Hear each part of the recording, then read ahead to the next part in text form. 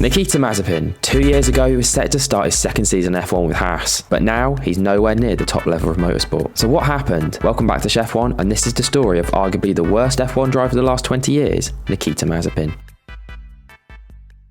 Nikita began his karting career at an early age, and by the age of 10 he had won the Russian karting championship. In 2011 he moved up to international karting, competing in the Trofeo Andrea Margutti. I think it's fair to say he didn't enjoy the most illustrious karting career though, because in his 3 years in karts he actually never won a title. However, there were still signs of a decent driver, with a second place finish in the 2014 Karting World Championship just behind Lando Norris. And so with 3 years of karting experience behind him, Nikita soon moved up to racing cars, with a one-off race in the MRF Challenge where he once again showed promise with a P2 in LaSalle. His first full season of racing came in 2015, competing in both Formula Renault 2.0 and the New Zealand Toyota Racing Series. Nikita didn't exactly hit the ground running though in New Zealand, losing out to both his teammates in the standings and only finishing in the top 10 of a race once. He was also beaten by his teammates in Formula Renault that year despite a podium finish in Austria. Somehow though, despite these results, Nikita did make the step up the following year to the European Formula 3 Series, where he competed in the 2016 championship with High-Tech. His first season was, well, not great. He finished 20th in the standings with just 10 points to his name. Despite this, the following year in 2017, he returned to the series once again with High-Tech. Whilst it was certainly a better season than the year before, with 3 podiums to his name and a 10th place championship finish, he still finished behind both his teammates. For 2018, Nikita made the step up to GP3 with ART, and somehow, out of nowhere, enjoyed his best year in racing to date, as he came second in the championship with 4 race wins, only behind the highly regarded Antoine Hubert. Where on earth he pulled these performances out of, I absolutely no idea, but such an impressive year prompted a move to F2 for 2019, where he stuck with ART. Mazepin was teammate to Nick de Vries, and after such an impressive GP3 year, it was sort of expected for them both to compete. However, only one of the pair did, and guess what? It wasn't Nikita. Nick went on to win the championship, whilst Nikita finished not second, not third,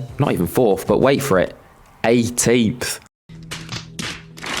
I think it's fair to say back to Nikita, we all know. So for 2020, unsurprisingly, he wasn't kept on at ART, so instead signed for the team he'd competed with previously, High-Tech. 2020 was better. I mean, it couldn't have been worse, let's be honest. A 5th place finish in the standings included 2 feature race wins and 4 P2, so, you know, pretty impressive. And overall, yeah, it was an impressive year. Impressive enough to deserve an F1 seat, though? I'm not so sure about that. But the thing is, when you pair rich parents with poor F1 teams, you get undeserving drivers in F1 seats. And so for 2021, Nikita was signed on a multi-year deal for Haas F1 team to partner Mick Schumacher. Now, Nikita's time in F1 was about what you'd expect looking at his junior career. Race 1, after qualifying P20 on the Saturday, the Sunday saw the birth of Mazepin, with him crashing out after just 2 corners, and this set the tone for the rest of the season. Mazepin then followed this up in Imola by finishing over a minute behind Mick, and at Portugal dangerously blocking Checo, which saw him pick up his first points of the season. However, they were penalty points. Spain saw another spin, but also another point. Yes, another penalty point. And then at Monaco, well, Nikita actually outqualified his teammate for the first time and only time that season, albeit thanks to Mick actually taking a note out of Nikita's book by putting it in the wall. On to Baku and another spin, although technically you could say he beat Verstappen and Hamilton in the end. France saw more spins, and you get the gist by now. The rest of the season was much of the same, as he picked up 0 points and finished 21st in a 20-driver championship.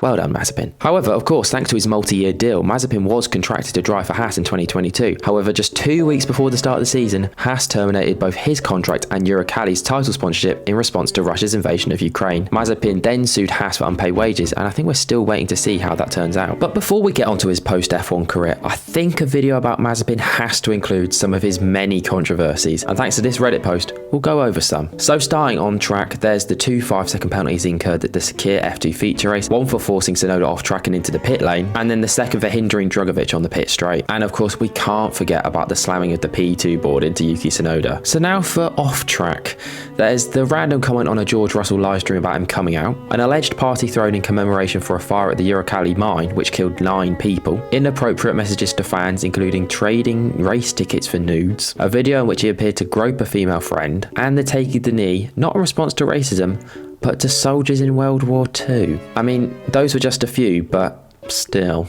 Anyway, and it feels a bit strange to do this, but back to his racing career. So now without a drive in F1, what actually happened to Nikita? Well, in July 2021, while still at Haas, Mazepin competed in a test with Dakar rally team Kamaz Master, and after his departure from F1 expressed he wanted to drive and rally. Nikita began training with former Dakar quad category winner Sergei Karyakin to gain experience, and made his rally debut in June 2022 at the Lagoda Trophy before competing in the Russian Silkway Rally a month later. And Nikita actually won his class. Surprisingly, since that victory, he hasn't actually competed in any notable rally events and instead switched his focus to endurance racing, making his debut at the 2023 Asian Le Mans Series with 99 Racing. In his first race, his side finished third before a 6th place finish in Dubai. A P2 in the season finale meant his side finished the championship 4th. And that leads us on to this year, where he once again competed in the Asian Le Mans Series. His team had a decent year, finishing third with 2 race wins and a P2, however it could have been a lot more. Nikita missed the final 2 rounds of the championship where his side could have won the championship. However, a retirement and P11 for the team ended any chances of that. So what next for Nikita? Well, recently sanctions imposed after the Russian invasion of Ukraine were lifted by the EU, potentially this opening the door for him to compete in Europe, and this coupled with a decent Asian Le Mans outing, could potentially a move to the World Endurance Championship be on the cards? Who knows? But where do you think his career will go? Obviously he's never going to return to F1, but could he return to single seaters in the forms of, I don't know, IndyCar or Formula E? Let us know your thoughts below, as well as your thoughts on his time in F1. A bit of a different video for the channel, but thank you for watching, and if you enjoyed the video, be sure to subscribe and let us know what other videos you'd like to see, and we'll see you all in the next one. Goodbye.